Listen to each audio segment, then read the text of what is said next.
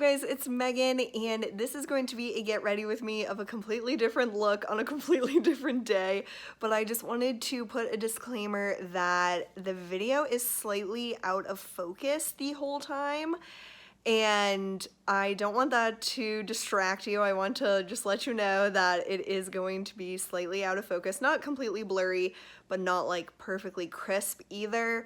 But I talk about my jury duty experience, and I was just so in the moment, and I shared so many things that I want to share with you guys, and I don't want to just completely throw away this video. So I asked you guys if I should still post it, and I got a lot of good responses that I should. So hopefully you enjoy. You can just listen to it like a podcast if you want, or you can just glance over and just don't be totally distracted that it is slightly blurry throughout this video. So I hope you understand, and I hope you still enjoyed this video, and I really appreciate you guys watching. So let's get on into it. Hey you guys, it's Megan. Good morning. I am obviously going to get ready with you guys today, and I'm going to do a look that is my go-to look with my Project Pan makeup. So I have my Burberry eyeshadows that are all in my Project Pan, and I have like a standard look that I've been doing with those when I just want to get out the door. I don't want to like experiment with makeup.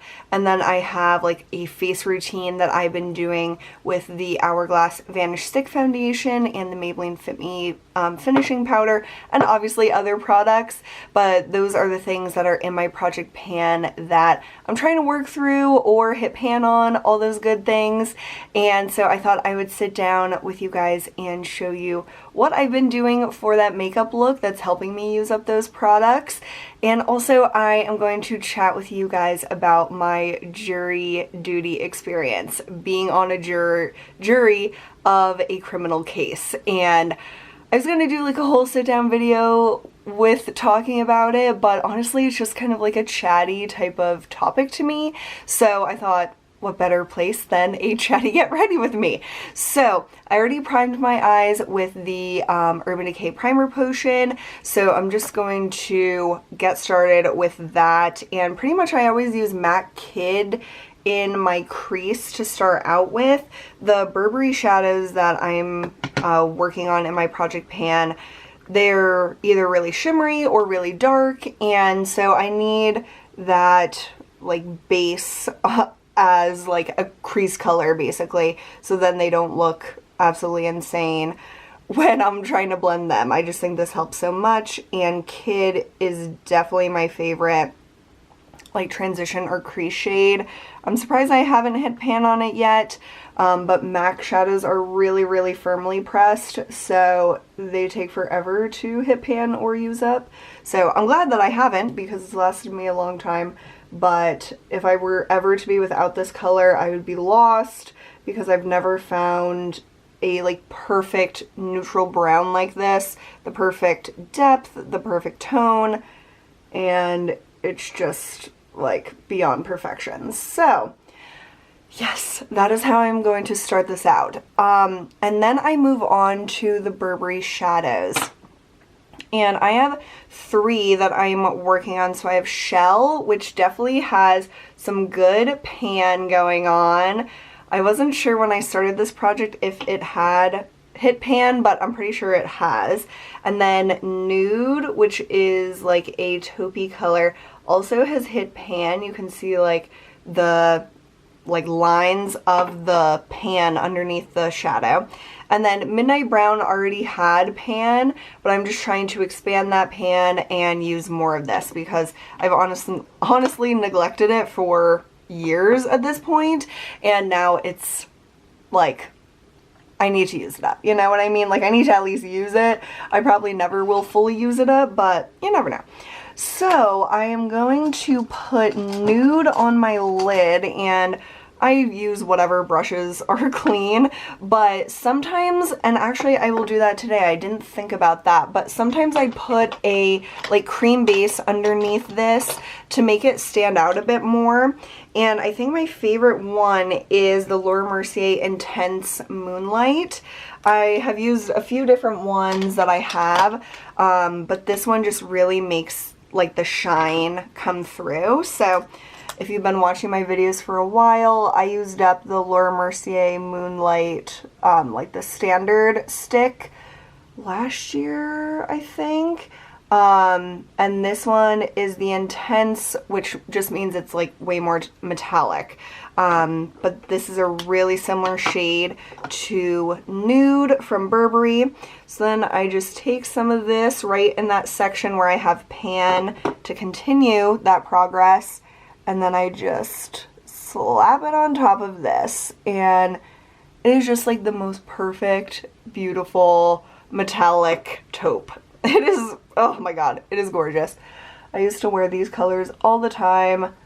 Then I got way too much stuff and forgot all about how beautiful, like, just a good old taupe is. So that is kind of my, like, it is my lid shade. It's not kind of. It actually is my lid shade. And then usually between each step, I go back in with my crease brush and blend those edges. And then I will do my outer corner. Recently, I've been using the Morphe M506, which is like a nice little crease brush for hooded eyes. So I'm going to use the Morphe brush, and I just go into Midnight Brown. And then I go right at like the edge of my eye. And I'm not trying to make this super, super smoky. I'm just trying to add some like definition. So I try to look forward, but also like look down so I know where I'm placing the product. But a lot of the time I do look like straight on into my mirror. And as you guys know, you are hooked up to the mirror that's directly in front of me. So I have all these other mirrors to look at to make sure I don't look crazy by the end of this video. And I just kind of put it in this like outer V, like, you know, just the standard outer V for that deeper color. And again, just going in with my crease brush, buffing that out, ta-da. It's like so easy to work with these shadows. They're just effortless, honestly. And I used to swear by these Burberry eyeshadows, and then they like changed the formula. And then I kind of like forgot about them because they weren't being talked about on YouTube, but I'm really glad that I put them in my project pan because I'm getting so much good use out of them, and I absolutely love these eyeshadows. Like, there's nothing wrong with them, thankfully. So then just the same thing on this side. And probably near the end of, well, I'll just do it now. Sometimes I do the inner corner highlight at the like very last step, and I might reapply a little more. But I just take some on like a pencil brush so I can be pretty precise. And I just put it right in that inner corner, and it just adds some brightness. It's like really nothing crazy. I've also used Shell on my lid a ton, and that's also nice. Because it is kind of like a peachy champagne, so I can't put it like all over my inner corner, or it adds like actually a little bit of like a shadow, like a deepness compared to my skin tone. So that's something I've been realizing while trying to like hit pan or expand the pan on these shadows. But that is literally all it takes to have my like everyday look with these eyeshadows, and I just think it's like exactly what I like. It's the tones I like, it's the smokiness I like, the metallic I like, so it's just pretty awesome. Okay, while I do my face makeup, I will talk about my experience being a juror. So I use my Hourglass Vanish Stick Foundation as, I don't know, as like extra coverage kind of, because at first I tried using this all over my face because I thought that it was a really like creamy hydrating foundation. This actually looks so dry on my skin. Like if I put it on my forehead or like around my nose, it looks so dry and horrible. So what I've learned to do is I do like 3 stripes on my cheeks, and then I go over it with a different foundation. So I've been using my Estee Lauder Double Wear, And I'm almost done with this. Hopefully you can see that nice like line. Maybe you can see it better on this side actually. And so I'm trying to use this up even though it's not in my project pan. So I do between like 1 and 2 pumps of this, and then I put it first there, then I put it like around the rest of my face, and then I just blend all of this together. And this is the Real Techniques Instapop Cheek Brush, and I love this for foundation. It's like a little paw shape. It's awesome. Okay, so I was on the jury for a criminal case, and thankfully it wasn't a violent crime, because that's what I was really worried about. And after we were on the jury for this case, the court staff actually told us that we were pretty damn lucky, because the next jury that they were picking was for a capital murder case, and I couldn't deal if I was on that jury. So I'm very thankful with the case that I was put on the jury for, and this is the first time I've ever actually reported to jury duty. Like, I never even went to like the courthouse before, because every time I was summoned, it was when I was in college. So I went to college out of state, and so I was able to like have an excuse why I couldn't go. So this was the first time that I've actually had to go to the courthouse and like see if I would be picked on the jury, and that process was a really long day. They thought it would be like a pretty quick thing, and they kept promising we would get out of there by lunch, and we did not get out of there till 2 o'clock. We didn't get any food. We barely were allowed to have water. Like, you can't have... It's so weird. Like, the jury are the only people that cannot have, like, water in the courthouse or in the courtroom. And, I mean, I don't know if there's different rules, like, other places, other courthouses, but literally every other person in the whole courtroom was allowed to have water or, like, some beverage, except for the jury. So when we were back in like the deliberation room, which was like a break room,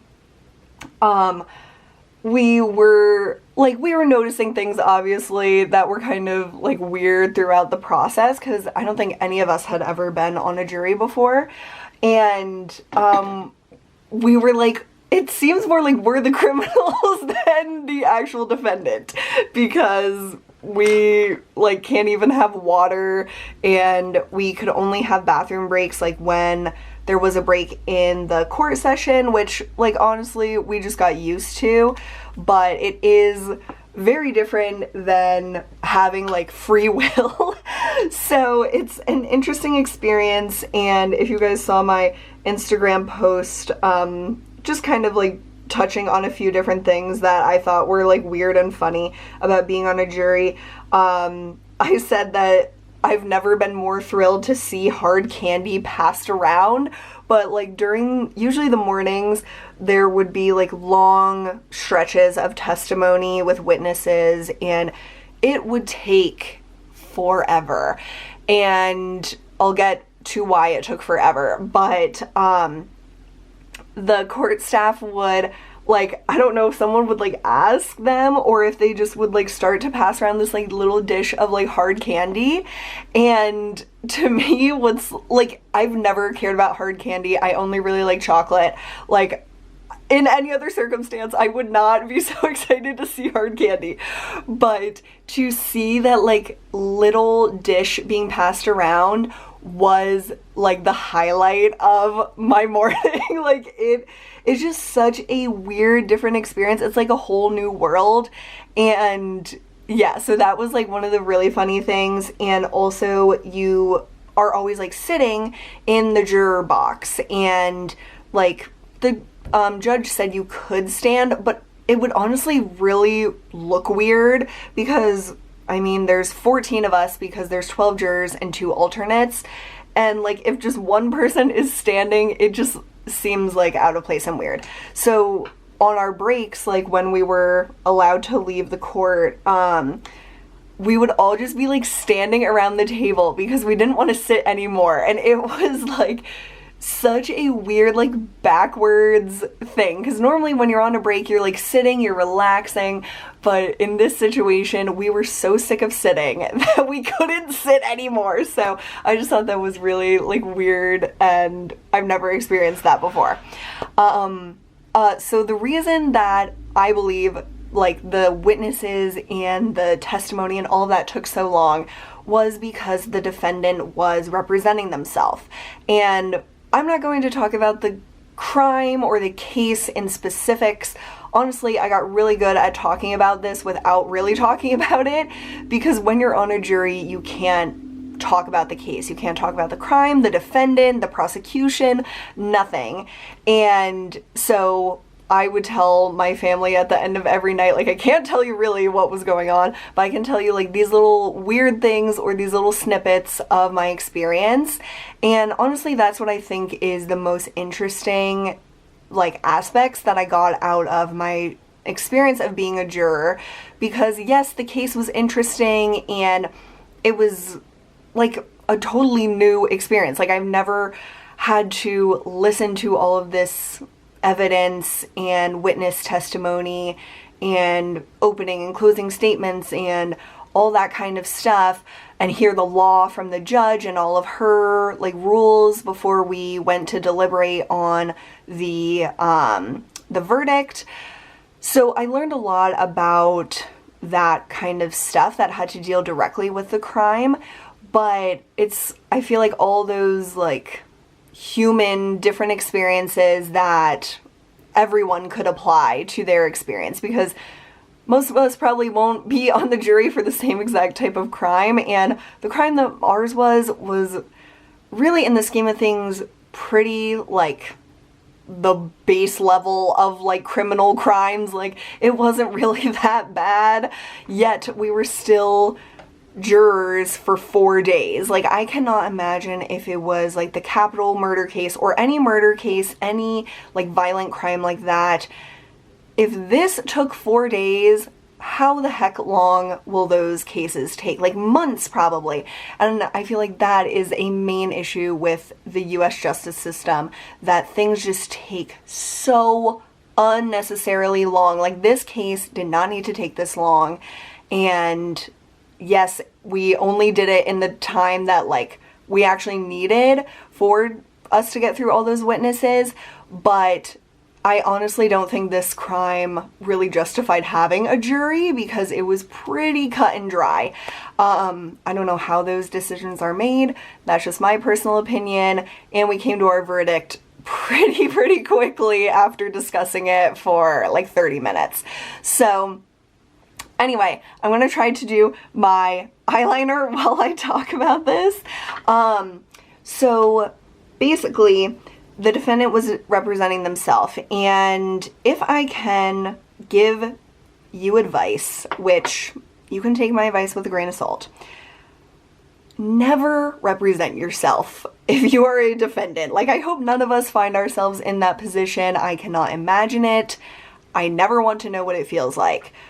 But you are, like, you have the right to have a lawyer free of charge to defend you. Don't think that you can do better than a lawyer. Like, honestly, even the worst lawyer in the world, I feel like, can do better than any of us lay people that don't know the law and don't like know all these things that you should really like hit on to like stress with the jury or whatever. Like, it just took forever to do basic things because the defendant was like really focused on aspects of the crime and the case that didn't really have to do with his sentencing. And it was frustrating for all of us. It was frustrating for the judge and the prosecution, and we would have to like just wait so long for him to get to the point.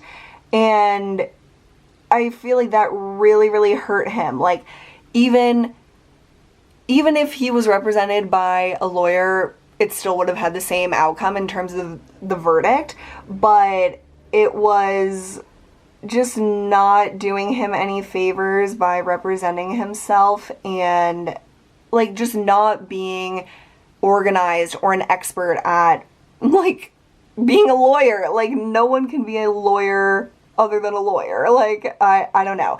So I think that was an interesting thing to experience, because I don't know how many like jurors get to see the defendant like represent themselves. And so that means he got to question all the witnesses, and then when it came to him taking the stand, it was more like a narrative style. Like, we thought that because even though he represented himself, he had a lawyer, his counsel was there.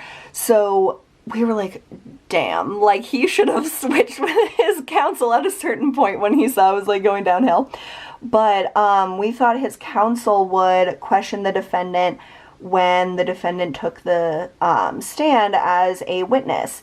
But actually the judge let him like tell his story in like a narrative style, which I don't know if that was like a really rare exception. Throughout the case, she would say stuff like, "This never happens," or like things that I guess are just such anomalies. We experienced it all. Like, the first anomaly was that we were picked to be on the jury like last week, and then we usually, like, the trial would start right away. Like, most people don't get picked on a jury and then they like wait around and then eventually they're on the jury.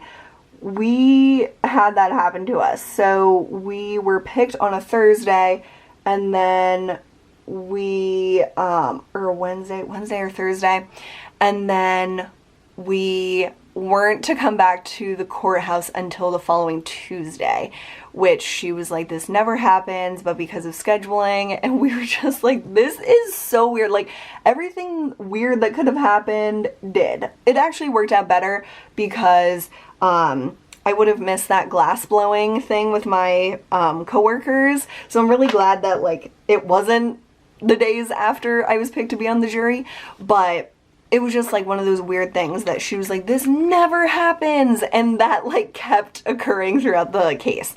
The eyeliner I just used is the L'Oreal Espresso Gel Liner. This is it. It is so good. I love it. I always wipe out my eyebrows now before I start them, because I learned that from Lisa D1, and I do think it makes a difference, because then you don't have like all that stuff in your eyebrows. So what I thought was something that was really interesting is, obviously defendants are seen as innocent before they're proven guilty, and I like never have been in that situation, so I didn't know if I could really like think that, because most of the time when you see someone gets arrested, you're like, oh, they're guilty.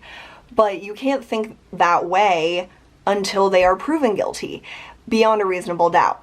So I didn't find it hard at all to kind of be like a blank slate and to just like be like a sponge and get all that information.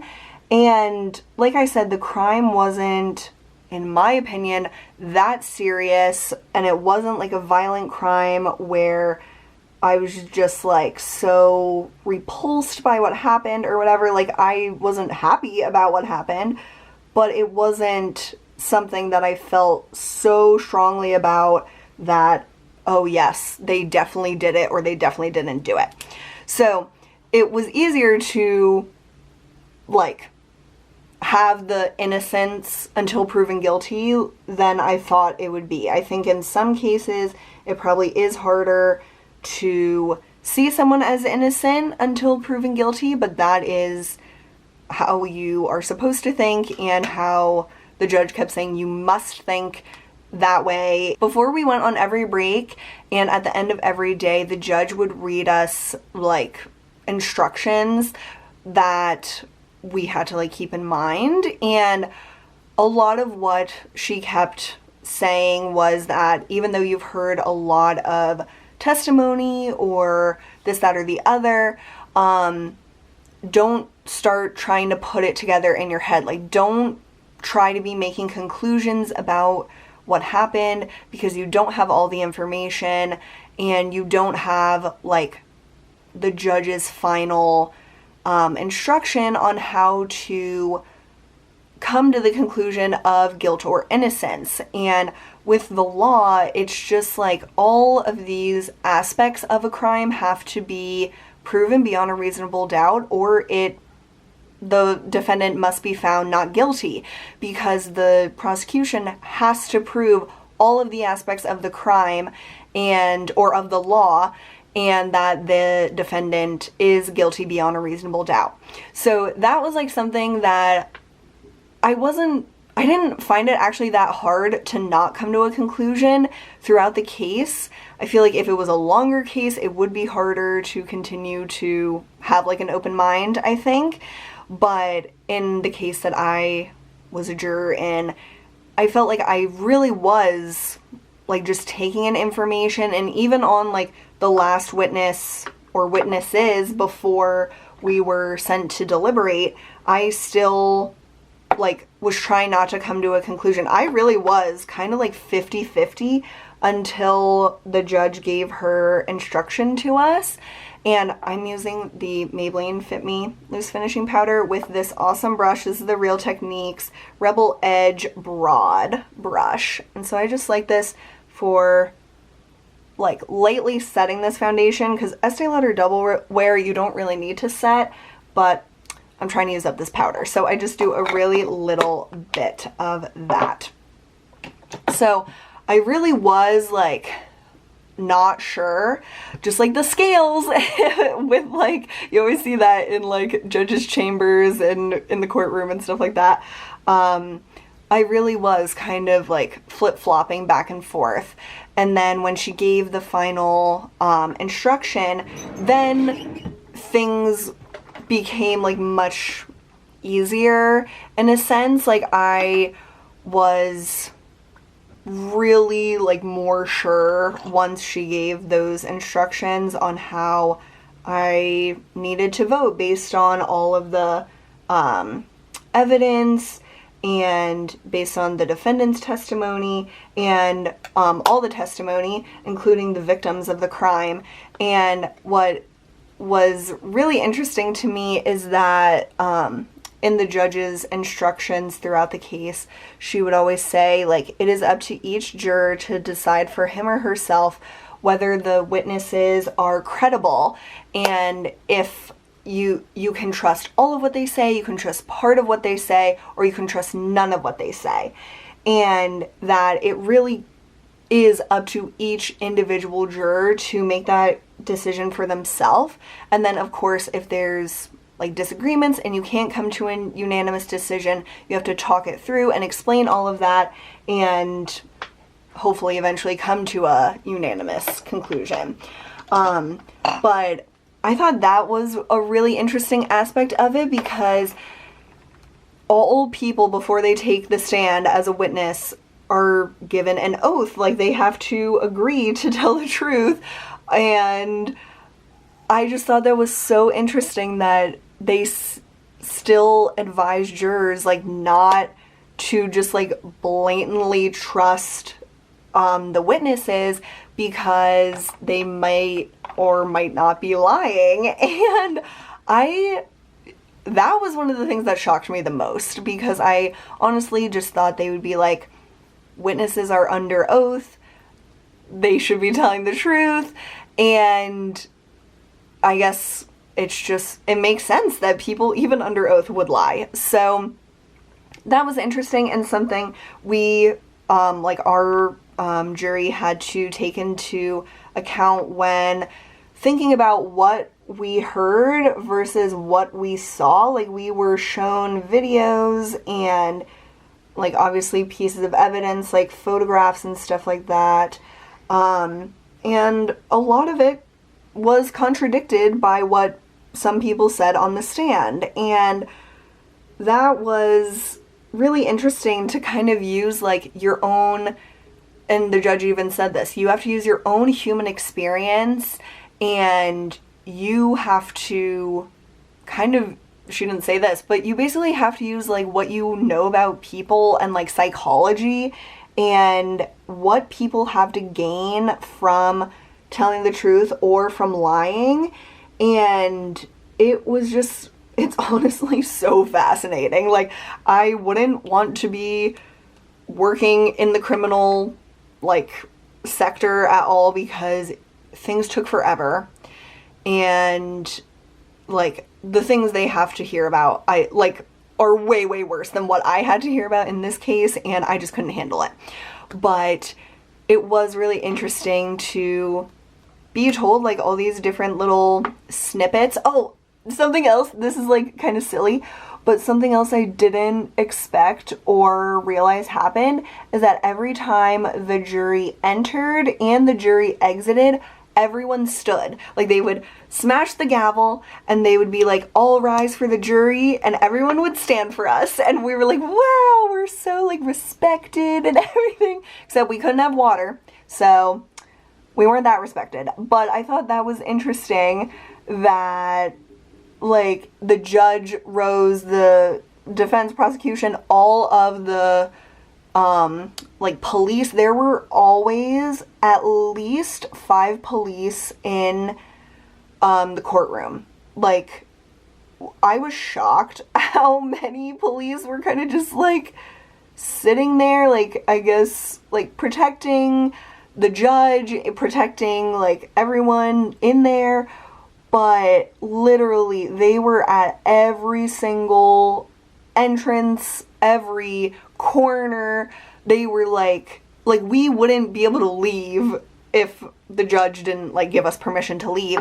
I just did mascara on one eye and I was like, okay, I'm done. And of course I smudged up there. But I just thought that was interesting because when we were like being picked for the jury, like that day that before we knew we were picked on the jury, we were in the same courtroom and the judge was the last person to enter, and so we all rose for the judge, and like that seemed pretty like standard to me, and I was like, okay, this is probably how it's gonna work, that she'll always be the last person in and we will all stand for her. But every single morning we would get there and they would tell us to be there by a certain time. Usually we would have to wait at least 30 minutes to an hour after when they said we had to be there, because they like do things in the courtroom before the jury like gets there. I really wish I could know what they did before we got in there. The first day it was taking so long, we were like, maybe they're cutting a deal. Like, we had no idea because it was taking forever. But yeah, so everyone's in the courtroom before the jury even like is allowed in.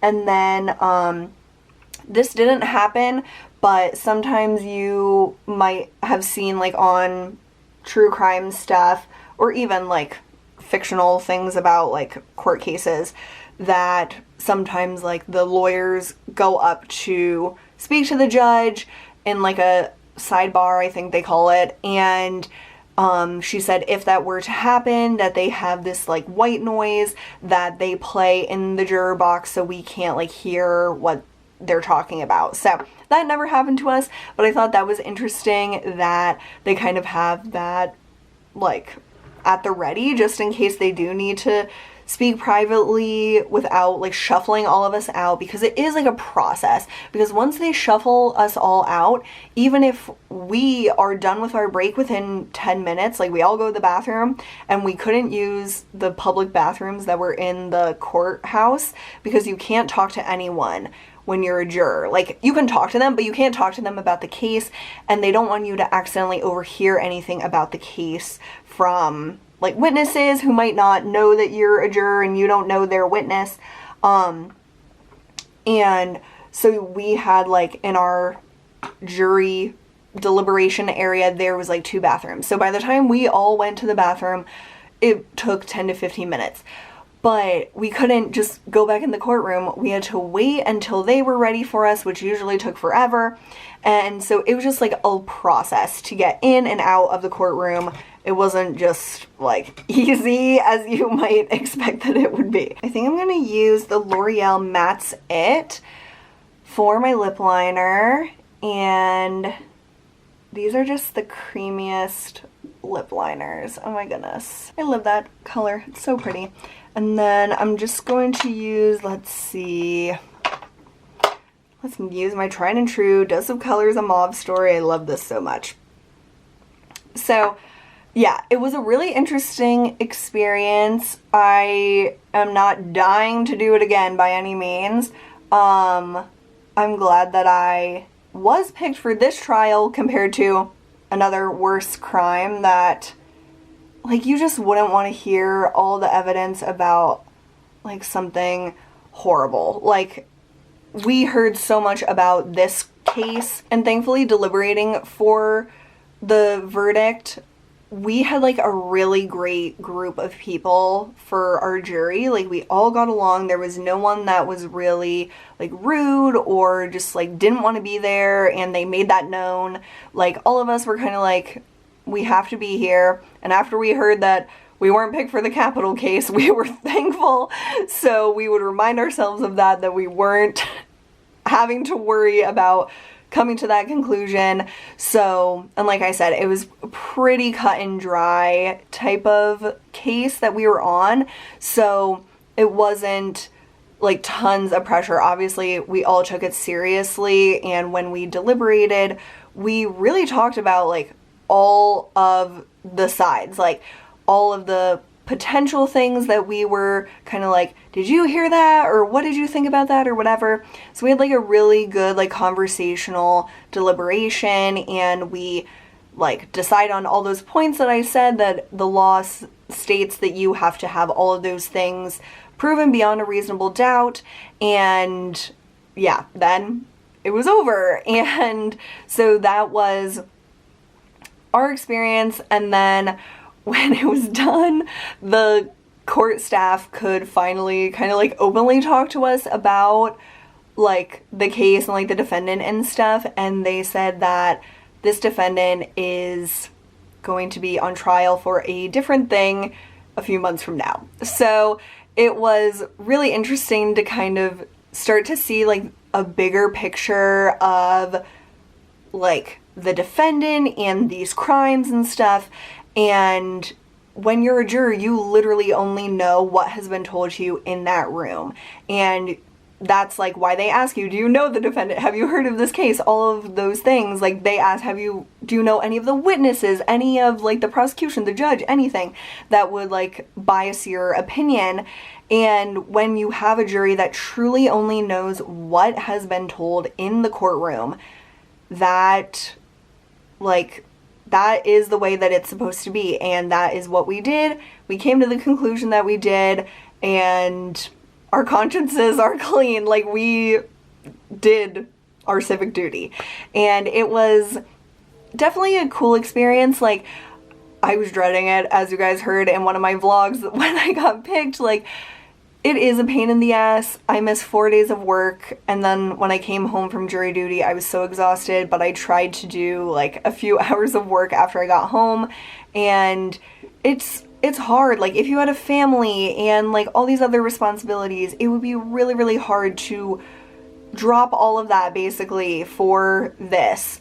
But like the judge kept reiterating to us, if you were the defendant, you would want people to do that for you, and so you have to like do everything you can to be impartial and to listen to that evidence and come to that conclusion based just on that evidence and your personal experience and everything. So it was a really, really, like I said, interesting experience. And if you get like called to be potentially selected for a jury and then you become a juror, take it seriously, and it's not as bad as it seems. And that's like what they try to tell you when you're like there to be selected.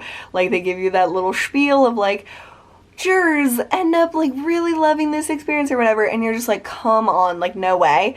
But if you're on like a case that isn't like absolutely horrible, like I would not want to be on anything dealing with like children being assaulted or like killed or anything like that, or like sexual assault, like rape, murder, anything like that, that I feel like are probably the majority of jury cases.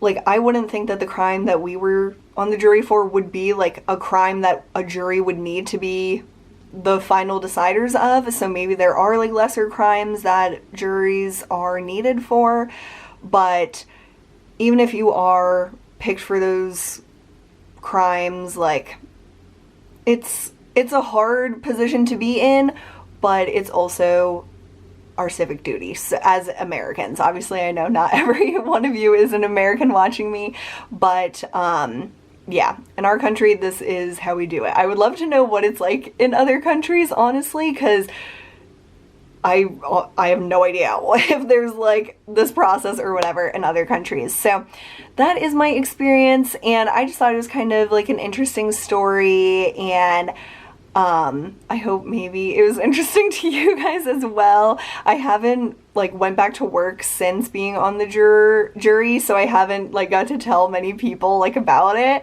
So this is kind of like my practice round to try to remember everything, and I'm sure I left things out. And like I said, I didn't speak to the crime specifically because honestly, yeah, it was like an interesting thing to hear about, but that's not what I like took from my experience. I took all of these other things from it. So hopefully it was still interesting to you guys, and I hope you liked seeing the look that I do pretty often using these products, and it's been able to really help me work through a lot of this stuff so far. So I hope you all are having a great day. Thanks so much for hanging out with me for probably a really long time. I have no idea how long I've been filming, but I really appreciate it, and I will see you guys soon. Bye!